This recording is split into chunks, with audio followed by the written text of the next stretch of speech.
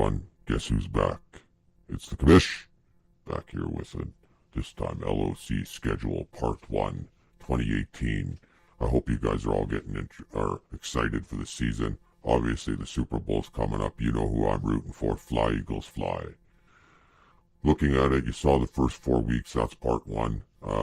Week 1, lots of good matchups. Deuce versus Green Lightning, the rematch from last year's final. Obviously the #1 game, I would imagine, of that week. And then lots of rivalries. Of course, storied rivalries between Robert versus Sean in the East, Chris and True North versus Krista in the North, and Brian versus Suze in the West. And then some new rivalries of people who have switched divisions. We got Milan versus Danny and Glenn versus Ryan. Week 1 promises to be a beauty.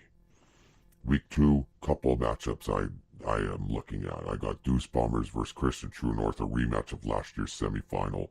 I'm sure Chris and True North would love nothing more after having a perfect regular season to get revenge on Deuce Bombers in this one. And then Sasha Heineken versus myself, 18 versus dead last from a year ago. Which one of these teams have progressed? Which ones have regressed? Week 3, I'm looking at the Battle of the Women. Suze versus Krista, 2 original owners, 2 original women. They've welcomed a new woman to the LOC this year, or we all have, and that's M. Unique and Ellie Island.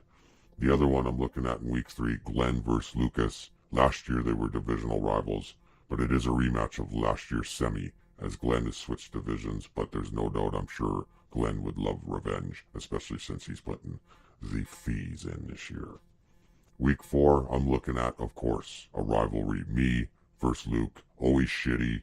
That's right, Luke. You'll always be shitty to the commish. And I will be taking you down week 4. And then another one I'm looking at, John and My Ball Zackarts versus Chris and Basement Street Bullies. Why, you ask? Because these are the last 2 Tier 2 champions. Chris last year, John 2 years ago.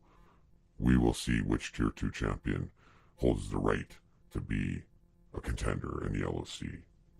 So you guys have all saw the end portion, the strength of scheduling, the toughest schedule through the first 4 weeks. And this is important because in the first 4 weeks, there usually is no bye week, so you're playing teams at their full potential.